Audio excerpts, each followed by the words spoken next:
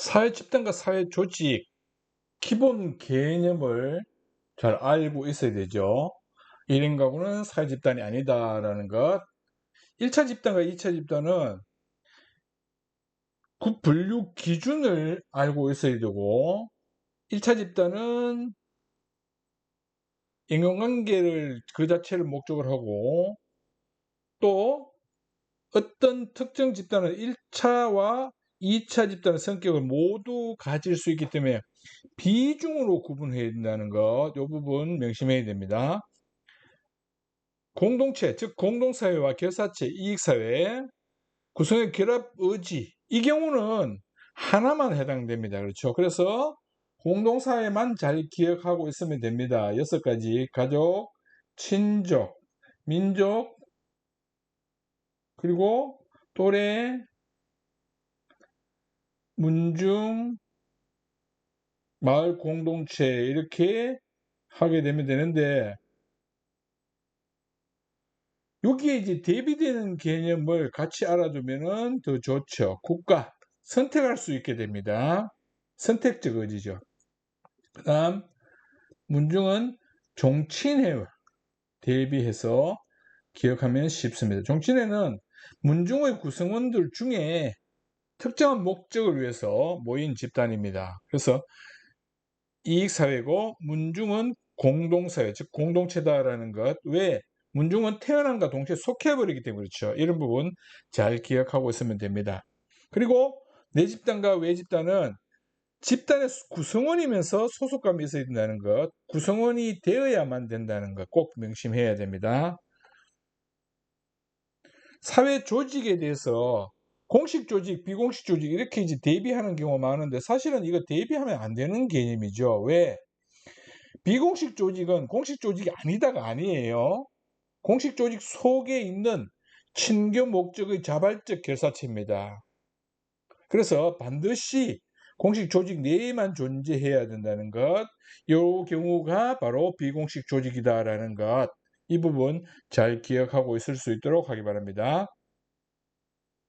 자발적 결사체, 자발적 결사체, 친교 목적의 자발적 결사체, 단순 자발적 결사체와 비공식 조직을 구분해야 됩니다. 단순 자발적 결사체라고 하는 것은 공식 조직하고 무관하게 존재하는 그런 경우를 얘기합니다. 예를 들면 뭐 서울시 배드민턴 동호회 이런 것들이 거기에 해당됩니다.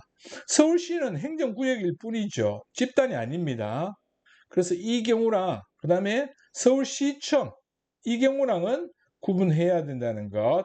서울시청은 사회 집단이죠. 그렇기 때문에 서울시청 배드민턴 동호회 이렇게 하면 이것은 비공식 조직이 된다는 것 꼭 명심할 수 있도록 해야 된다는 것.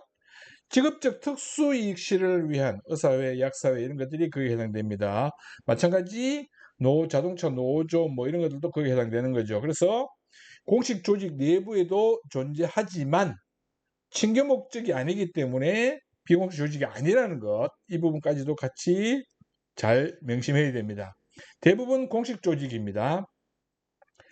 마지막으로 사회 공동체 발전을 위한 자발적 결사체, 시민단체가 해당됩니다. 공식 조직이죠. 자, 그러면 이제 우리가 그 조직의 개념을 성격상으로 한번 분류해 봅시다. 공식 조직 이러면은 회사라든지 학교라든지 이런 것들이 공식 조직입니다. 그럼 정기 동아리는 어디에 해당될까요? 이것도 한번 생각해 봐야 됩니다. 그렇죠? 정기 동아리는 여기에 해당됩니다. 즉 학교의 커리큘럼에 편성되어서 만들어진. 총학생회는 어디에 해당될까요?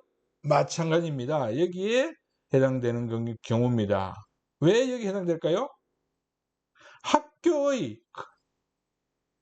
조직 구성에 같이 포함되어 있습니다. 일부입니다. 그렇기 때문에 총학생회도 공식 조직이다라는 것. 자발적 결사체가 아닙니다. 꼭 명심해야 됩니다. 정기동아리도 마찬가지 자발적 결사체가 아니라는 것. 그러면 이제 자발적 결사체 같은 경우 어디에 해당되느냐? 우리가 쉽게 알 수 있는 이런 것들은 쉽게 알 수 있죠.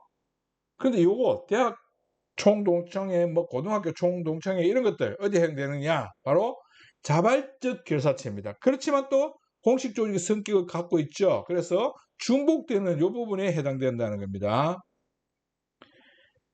단순 자발적 교사체, 동네 조기 축구회, 아이돌 팬클럽 이런 경우들은 단순 자발적 교사체입니다.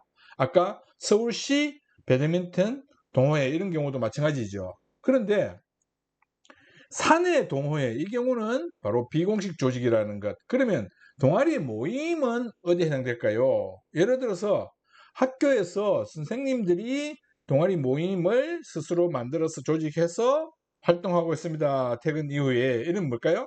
이 경우는 바로 비공식 조직, 즉 사내 동호회입니다. 여기에 해당되는 게 아닙니다. 그러니까 정규 동아리랑 일반 동아리 모임이랑은 또 구분해야 된다. 그럼 학생들이 하는 동아리 모임은 어디에 해당되냐?